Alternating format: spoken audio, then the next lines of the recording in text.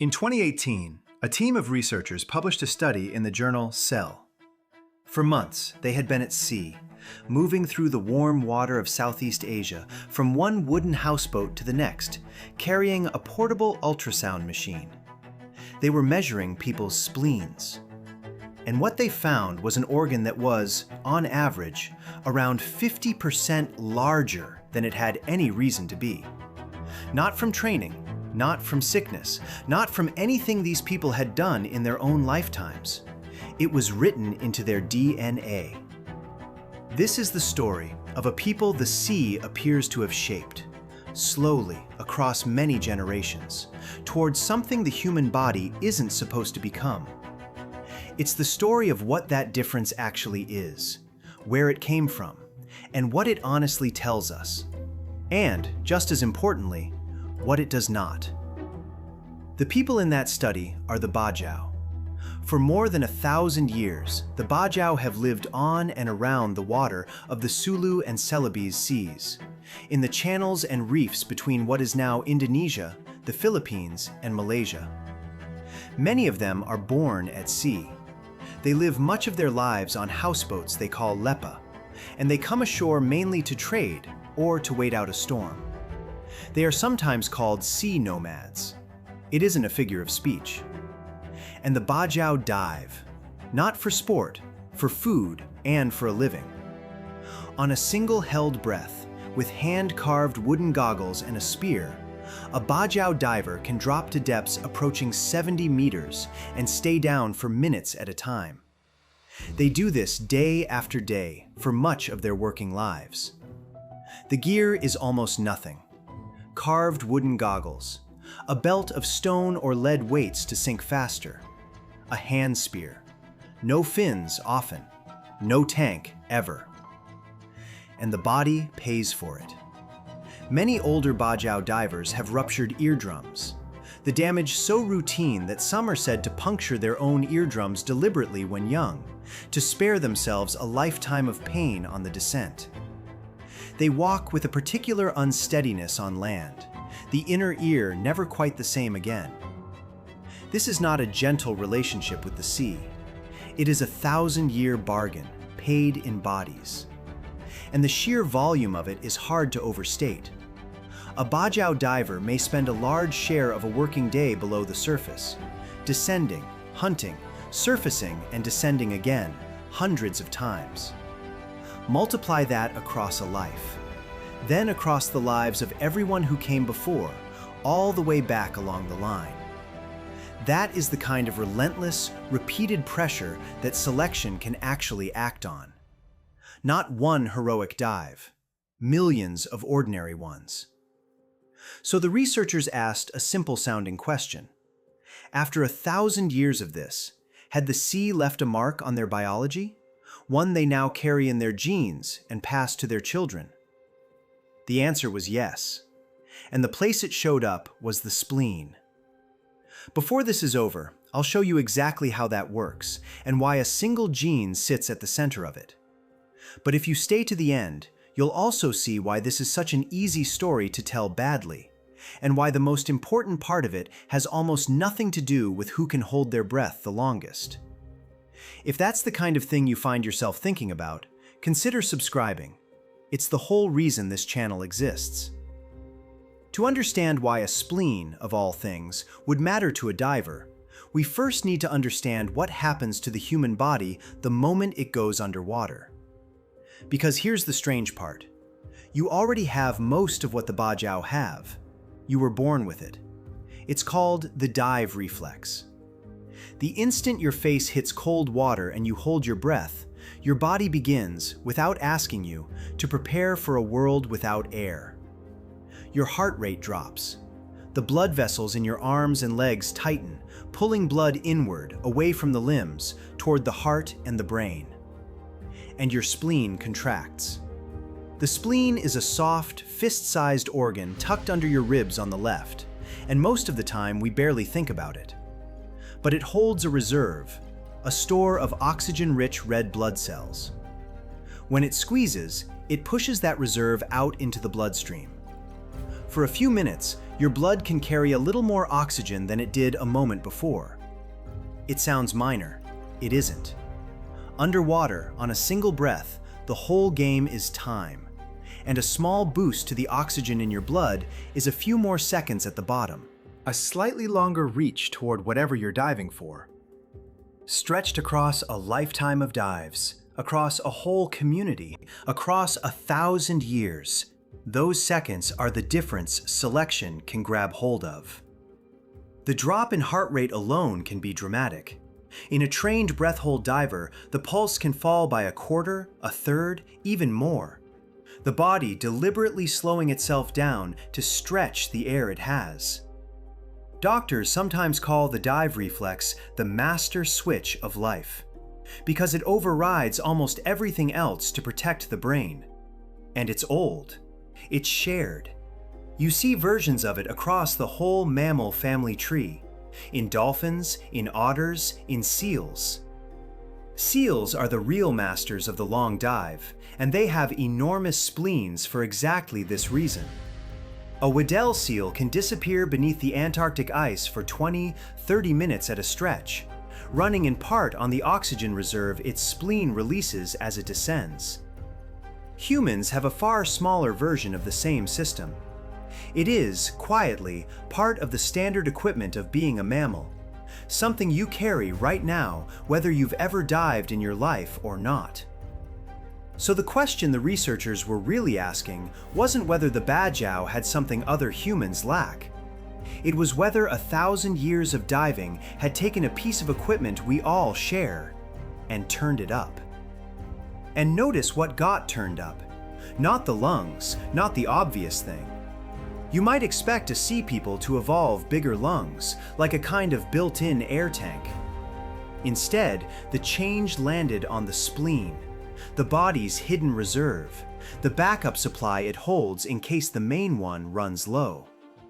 Evolution doesn't always reach for the answer we'd guess. It reaches for whatever's nearest to hand, whatever it can adjust most easily. Here, the nearest lever was the reserve. There's one more thing to hold in mind before the reveal.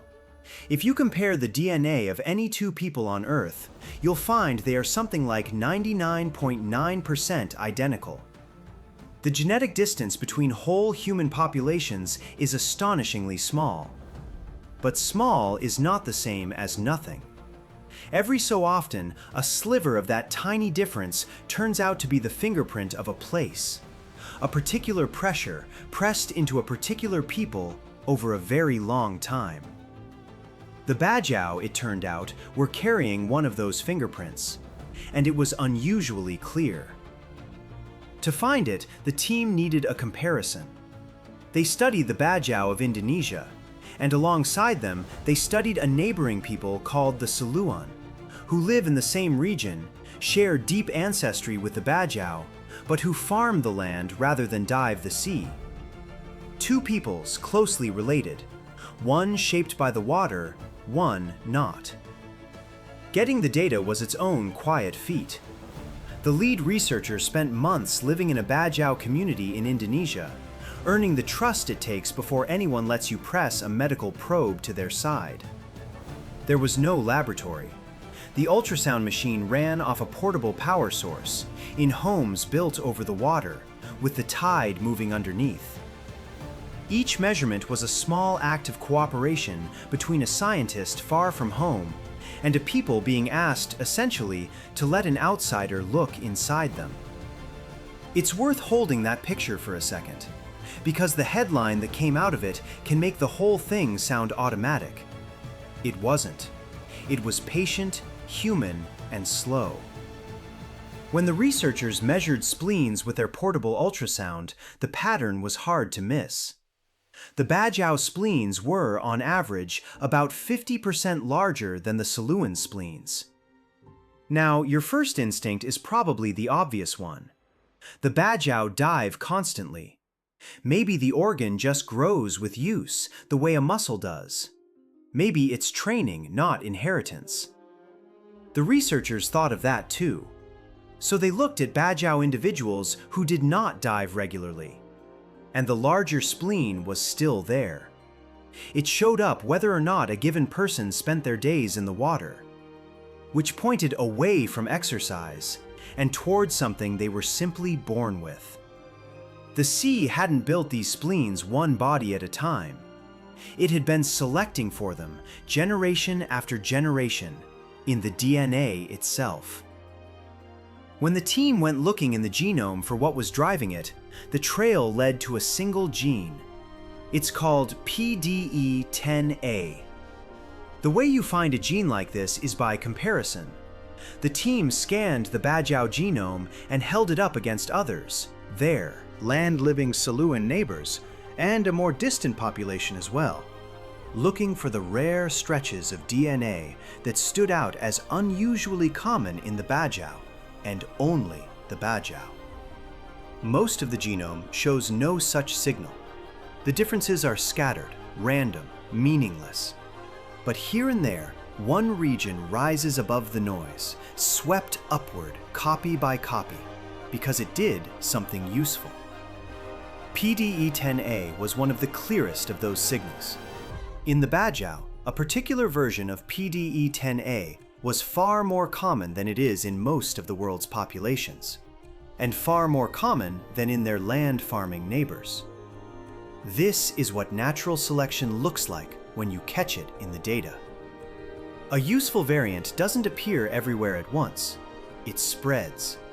The people who carry it do a little better, leave a few more descendants, and across enough generations, the variant becomes ordinary in that one population and stays rare everywhere else.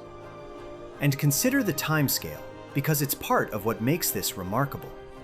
1,000 years is, very roughly, 40 human generations. In evolutionary terms, that's almost nothing, a blink. Most of the adaptations we talk about took tens of thousands of years to settle in. For a change this physical, an organ measurably resized across a whole population, to take hold that fast is genuinely unusual. It tells you how hard the sea was pressing, and how much that little bit of extra reserve must have mattered. Dive after dive, life after life. So how does a gene like PDE10A end up changing the size of an organ? The leading explanation runs through a hormone, thyroid hormone, the same chemical messenger that helps set your metabolism. In animal studies, this hormone has been tied to spleen size. Shift its levels, and the organ shifts with it. PDE10A appears to sit somewhere in that chain, a small genetic adjustment upstream that nudges the spleen toward larger. And it's worth being honest about the edges of what we know here. The study established two things firmly: the larger spleen and the genetic signal sitting under it. The exact step-by-step path from that one gene to that one organ is still being mapped. Biology is rarely a single clean wire from cause to effect. That honesty matters, because the temptation with a story like this is to overstate it, to make it sound more finished and more certain than it is. The finding is real, and it's striking. It is also, like most good science, a door rather than a full room. And this is the right moment to name the idea this whole story turns on. A genetic adaptation is a key cut for one lock. The Bajau version of PDE10A is a key cut for the lock of a free-diving life. It fits that life, the long breath holds, the constant demand for a little more oxygen, almost perfectly. But a key cut for one lock does nothing special for any other. Take that same variant and drop it into a life lived on dry land, and it simply sits there. It isn't better. It isn't an upgrade. It's a fit. Hold on to that. We'll come back to it. Here is the part that genuinely stops you if you let it. Natural selection is usually something we only ever see in the rearview mirror. We read it in fossils, in bones, in deep time. Changes that took tens of thousands of years and finished long before anyone was alive to notice. But the Bajau are not a fossil. They are alive right now. Their children are in those boats today. What the researchers had found was selection still warm, a measurable physical adaptation to a way of life in a population you could sail out and meet this afternoon. The same process that gave seals their oversized spleens had reached into a community of human beings and, over 1,000 years or so, done a smaller version of the same thing. There's a name for that. When evolution, working on totally separate branches of life, keeps arriving at the same answer. Convergence. A seal and a Bajau diver are separated by tens of millions of years of evolution. Nothing was coordinating between them. And yet, faced with the same problem, how to do without air underwater for as long as possible, life reached, in both cases, for the same humble organ and turned up the same dial. When you see two unrelated lineages solve a problem the same way, it usually means the problem was real, and the solution was one of the few that works. The sea asked. Two very different kinds of mammal gave nearly the same reply. Evolution, in other words, was caught in the act. Not in a museum, in a houseboat, on an ultrasound screen, in the body of a living person, holding still while a researcher pressed a probe to their side. That's the awe of it. And it would be easy to stop there, to make the Bajau sound like a different, tougher kind of human. But that's exactly the wrong lesson. And the genome itself tells us why. Because the Bajau are not the only people carrying a key cut for their own particular lock. High in the Tibetan plateau, where the air holds far less oxygen, the people who live there carry a version of a gene called EPAS1 that lets them thrive at altitudes that would leave most of us sick and gasping. And there's a twist to that one. When researchers traced the Tibetan EPAS1 variant back, in a study published in Nature in 2014, it appears to have come from the Denisovans, an archaic human cousin. A useful answer, borrowed across species long ago and waiting in the genome for the moment a people climbed high enough to need it. That's a different key, a different lock, the lock of thin mountain air. Across Europe, the Middle East, and parts of Africa, in populations that took up dairy farming, a different change again became common, one that lets adults keep digesting milk long after most humans on Earth lose the ability in childhood. Another key, another lock, the lock of a life lived alongside herds. None of these is a better human being. None of them ranks above the others. A key for altitude is useless at sea. A key for milk does nothing on a mountain. The Bajau's key for diving means nothing at all on dry land. Each one is simply a population's answer to the specific question its home was asking. That is the whole truth of human adaptation, and it's the opposite of a ladder. There's no top of it. There's only fit, this people to this place under this pressure. If anything, the Bajau make that clearer than almost any other example we have, because their lock is so vivid. The sea asked a question. Over 1,000 years, the answer settled into their genes. And the answer was, a little more reserve for a little longer underwater. That's all. And it's extraordinary precisely because it is so ordinary. The same thing that has happened quietly to every human population that ever stayed somewhere long enough. Which brings us, finally, to the part of this story that matters most. And it isn't the gene. It's the life the gene is a record of. The Bajau spleen is not really a fact about biology. It's a fact about a way of living, about a people who, for 1,000 years, made their home on the water so completely that the water reached into their bodies and left its signature there. That signature is the trace of countless ordinary mornings, of grandparents and great-grandparents dropping over the side of a boat with a held breath and a spear, because that was the work and that was the life. And that life is now disappearing. Across the region, the Bajau are increasingly being pushed to settle on land, sometimes by circumstance, sometimes by policy. As stateless people, many have no citizenship in any of the countries whose waters they've lived in for centuries, which leaves them with little claim on the places they've always called home. The pressures stack up. Overfishing thins the reefs they depend on. National borders and marine boundaries cut across waters their families fished for generations. Schooling, work, and papers all pull toward the shore. The houseboats are giving way to stilt villages and then to land. And the diving traditions in places are fading inside a single generation. Children of the sea growing up who have never made the dives their grandparents made every day. So there's a real chance that the way of life which wrote this adaptation will be gone, while the adaptation itself lingers on, in the bodies of people who no longer dive. A genetic memory of a world that's slipping away. So let me bring it back to where we started and say plainly what this finding is and what it is not. The Bajau are not a stronger, purer, or more highly evolved kind of human. There is no such thing, and the science here doesn't point anywhere near it. What they are is a specific people, shaped by a specific place over a specific stretch of time. Caught, by luck and by careful research, in the rare act of adapting where we could actually watch. Their larger spleen is a key cut for one lock. Lift it out of the water and it means nothing. It is fit, not rank.